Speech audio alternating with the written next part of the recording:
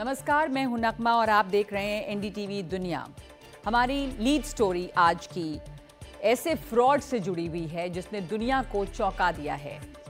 जानेंगे कि अभिनेता ब्रैड पिट बनकर एक महिला को कौन करोड़ों के लिए ठगता रहा। सबसे बड़ा स्कैम सामने आ रहा है, तो दिखाएंगे इस पर रिपोर्ट और इसके साथ साथ जानेंगे कि किस तरह से अमेरिका की आग में अब तक हो चुका है 23,650 अरब रुपयों का नुकसान।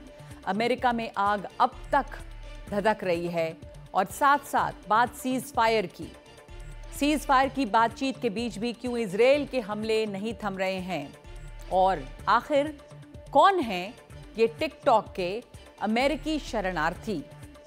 साथ ही आखिर में देखेंगे चीन के वो नौजवान जो ट्रेन चलती रहे इसके लिए खुद -50 डिग्री में चलते हैं बर्फ में।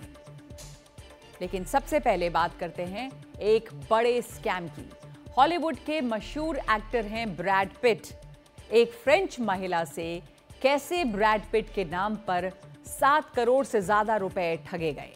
महिला को लगा कि वो वाकई हॉलीवुड एक्टर ब्रैड पिट से बातचीत कर रही हैं और उसी से उनकी दोस्ती हो गई है, और ये कई महीनों चला। लेकिन एआई के इस्तेमाल और फर्जी वीडियो के जरिए फ्रांस की इस महिला के साथ एक बड़ा स्कैम हो गया। असल बात ये थी कि वो एक ठग के जाल में फंस चुकी थी। आगे की कहानी दिखाते हैं आपको इस रिपोर्ट में।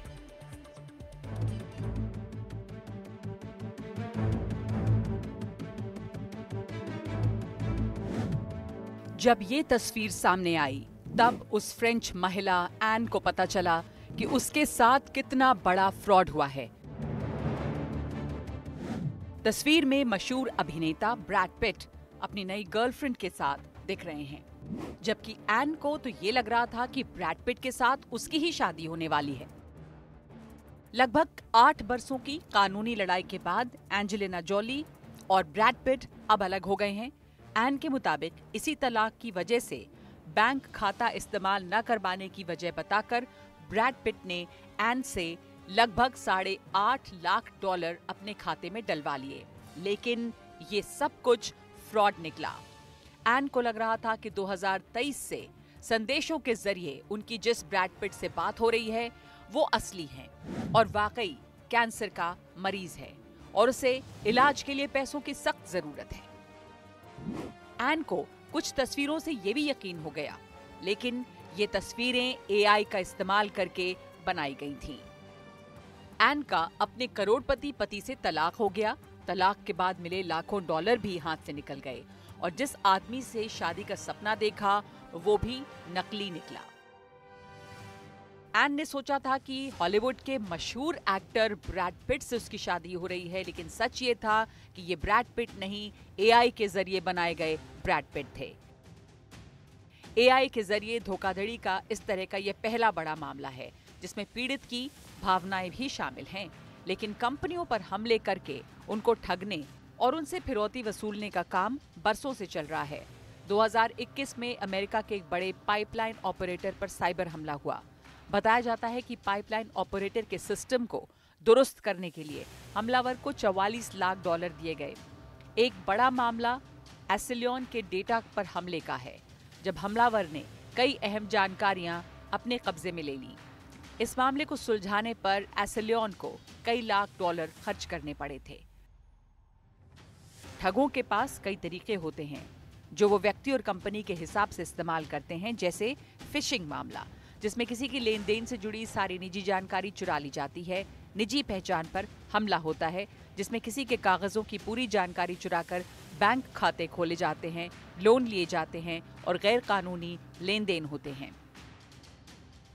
दूसरा एटीएम फ्रॉड, जिसमें किसी के एटीएम कार्ड की क्लोनिंग करके पैसे निकाले जाते हैं। रैंसमवेयर हमले, जिसमें किसी कंपनी के सिस्टम पर वायरस से हमला करके कंपनी से पैसा मांगा जाता है। निवेश घोटाला, जिसमें मोटे ब्याज या दूसरे लालच देकर लोगों से पैसा लिया जाता है और फिर कंपनी पैसा दबाकर गायब हो जाती है।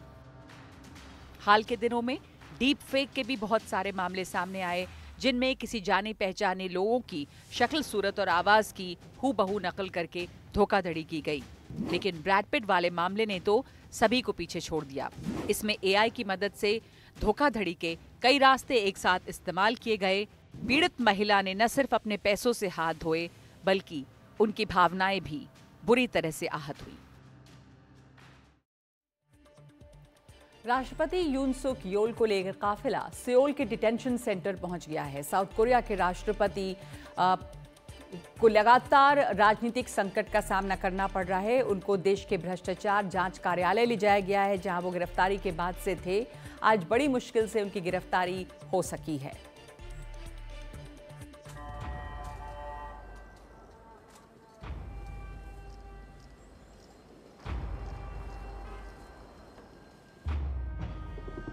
काली गाड़ियां और उनके सायरन की आवाज।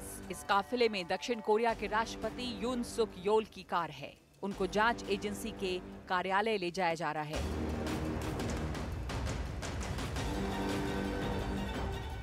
इससे पहले जब पुलिस राष्ट्रपति यून सुक योल को गिरफ्तार करने के लिए पहुंची, तो उसे उनके घर के सामने जमा कुछ प्रदर्शनकारियों और सत्तारूढ़ दल के कुछ नेताओं की तरफ से इस तरह के विरोध का सामना करना पड़ा।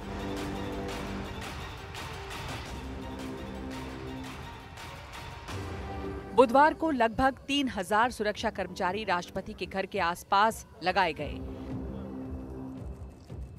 जांचकर्ताओं को राष्ट्रपति के घर पहुंचकर अंदर घुसने में ही 2 घंटे लग गए। इसके 3 घंटे बाद राष्ट्रपति की गिरफ्तारी हो सकी। मार्शल लॉ लगाने के बाद दूसरी बार उनकी गिरफ्तारी की कोशिश हुई, जो कामयाब रही। 3 जनवरी को जब पुलिस उनको गिरफ्तार करने पहुंची, तो राष्ट्रपति की सुरक्षा टीम के भारी विरोध की वजह से उसे 6 घंटे के बाद खाली हाथ लौटना पड़ा था। गिरफ्तारी से बचने के लिए यून हफ्तों से अपने सरकारी आवास से कहीं बाहर नहीं निकले। कड़ी ठंड में भी उनके घर के बाहर उनके समर्थकों और विरोधियों का तांता लगा रहा।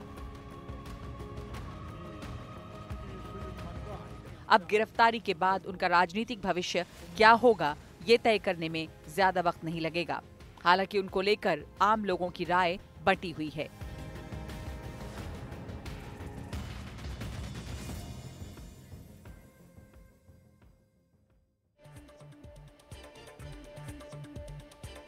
तो साउथ कोरिया में लगातार इस तरह के संकट बना हुआ है। हमारे साथ हैं पूर्व राजनयिक स्कंद तायल इस पर बातचीत के लिए।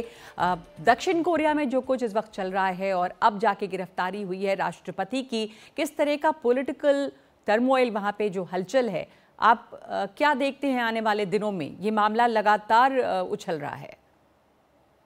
मैं समझता हूँ कि ये मामला जल्दी समाप्त शायद नहीं हो पाएगा, क्योंकि इस समय एक तो कॉन्स्टिट्यूशनल कोर्ट जो कोरिया का है, उसमें सुनवाई हो रही है कि राष्ट्रपति यून को जो वहाँ की नेशनल असेंबली ने इम्पीच किया था, उसके ग्राउंड्स सब ठीक थे कि नहीं थे।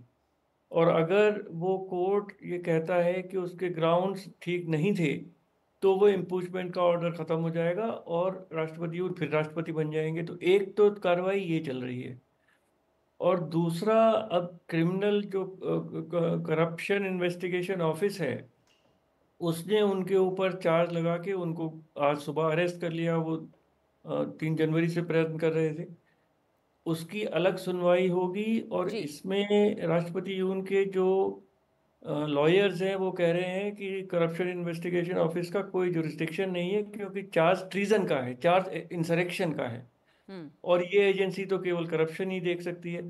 तो वो केस भी अगर कोर्ट में जाएगा तो लंबा चलेगा, और कब तक वो अरेस्ट रहेंगे वो शायद उस पर कुछ 20 दिन की लिमिट है, जी। और उसके बाद उनको बेल हो जाएगी। और तो कई तो पावर सेंटर्स हैं। पावर सेंटर एक एक्टिंग प्रेसिडेंट है।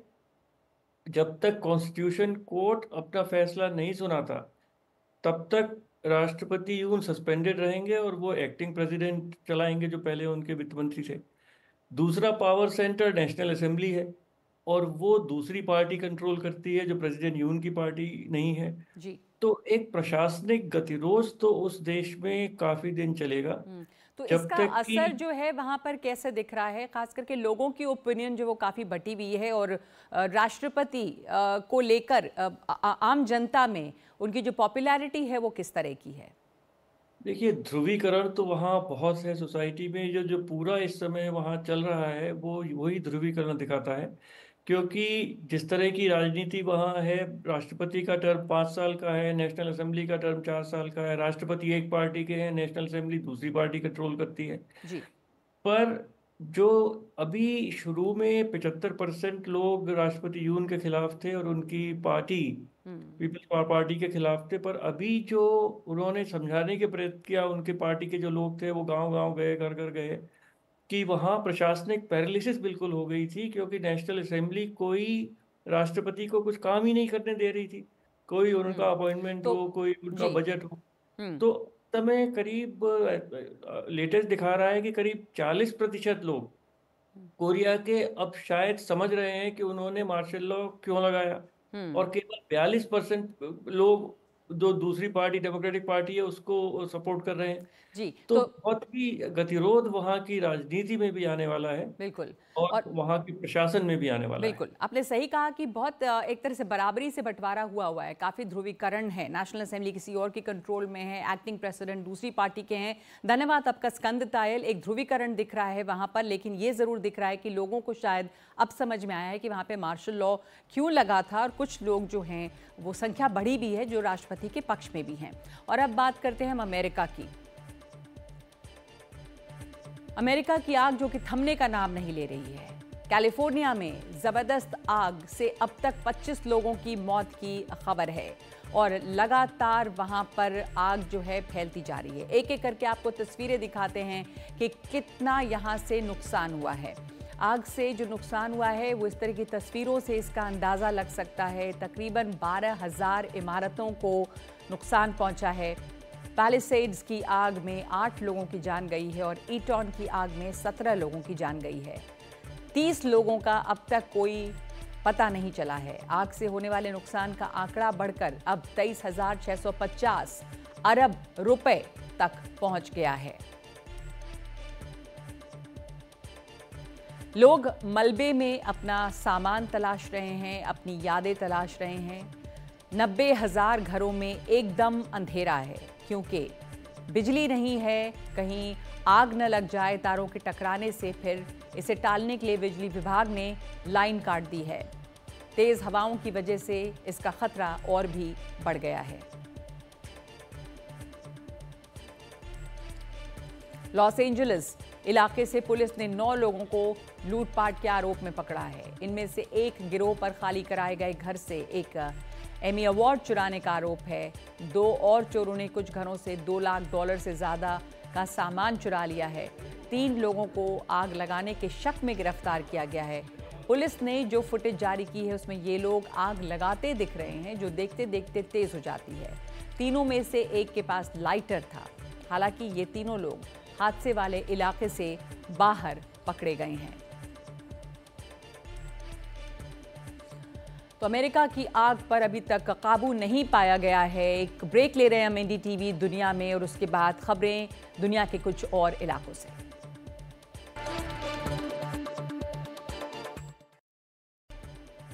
दुनिया के कई इलाकों में आज भी युद्ध जारी है। कुछ खबरें दिखाते हैं आपको वॉर जोन से। एक तरफ हमास और इजरायल के बीच सीज फायर के लिए समझौता अंतिम चरण में पहुंच चुका है और दूसरी तरफ गाजा पर इजरायली हमले बदस्तूर जारी हैं। मंगलवार को हुए हमले में कम से कम 38 लोगों की मौत हो गई। गाजा में स्वास्थ्य अधिकारियों ने कहा है कि पिछले 15 महीनों में इजरायली हमलों में 46,645 फिलिस्तीनियों की मौत हो चुकी है।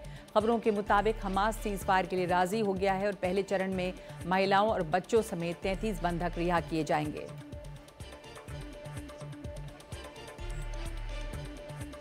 और कल देर रात मध्य गजा पट्टी के दैरुल बला शहर में हुए एक इजरायली हमले में कम से कम 11 लोगों की मौत हो गई है। मरने वालों में 4 भाई बहन भी शामिल हैं। इजरायल ने यह हवाई हमला दैरुल बला की जिस इमारत पर किया उसमें काफ़ी लोग थे। मरने वालों में 4 बच्चे हैं और 2 महिलाएं हैं। पिछले 15 महीनों में हुए इजरायली हमलों में मरने वाले 46,000 से भी ज़्यादा लोगों में ज़्यादातर बच्चे और महिलाएं हैं। इजरायल का दावा है कि उसने 17,000 से ज़्यादा लड़ाकों को मारा है। हालांकि वो ये नहीं बताता कि इस आंकड़े पर वो कैसे पहुंचा है, क्योंकि बड़ी संख्या में महिलाएं और बच्चे मारे गए हैं।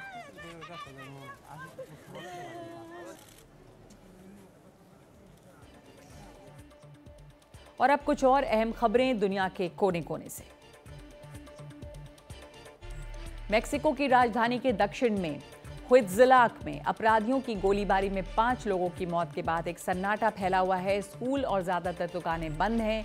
सड़कों पर कुछ ही लोग नजर आ रहे हैं। जो लोग मारे गए हैं वो उसी गली में मारे गए जहां 8 महीने पहले भी कुछ लोग मारे गए थे। इस इलाके में अपराधी गिरोह की चलती है। जो लोग मारे गए वो मार्च में होने वाले चुनावों के लिए प्रचार कर रहे थे।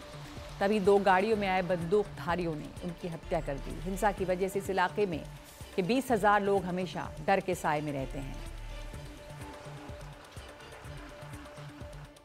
और भारत की तरह अमेरिका में भी टिकटॉक ऐप पर पाबंदी लगने वाली है। ऐसे में इस सोशल प्लेटफॉर्म पर सक्रिय लोग खुद को टिकटॉक शरणार्थी बता रहे हैं और नए मंच तलाश रहे हैं।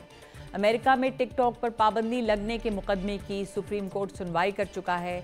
टिकटॉक के पास या तो अपनी चीनी कंपनी से नाता तोड़ने का विकल्प था या फिर 19 जनवरी तक इस पर पाबंदी लग जाएगी। वैसे 20 जनवरी को शपथ ले रहे नए राष्ट्रपति डोनाल्ड ट्रंप ने सुप्रीम कोर्ट से इस कानून को टालने की सिफारिश की है ताकि वो इसका हल निकाल सके।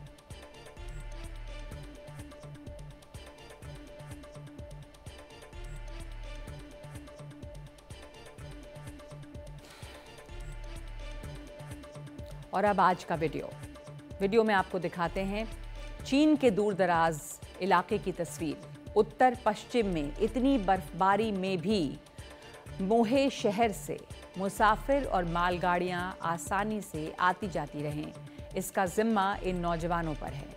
इनमें से ज़्यादातर का जन्म साल 2000 के बाद हुआ है।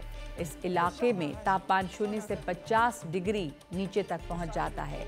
इन लोगों का काम है कि रोज़ सुबह ही ये निकल जाते हैं, पैदल अपने काम पर पहुंचते हैं। रेलवे तक पहुंचने के लिए बस एक सड़क है और बर्फबारी के बाद पता ही नहीं चलता कि वो किधर है।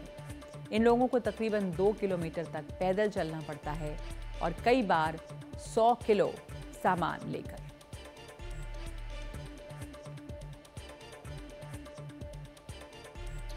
तो एनडीटीवी दुनिया में आज के लिए इतना ही। नमस्कार।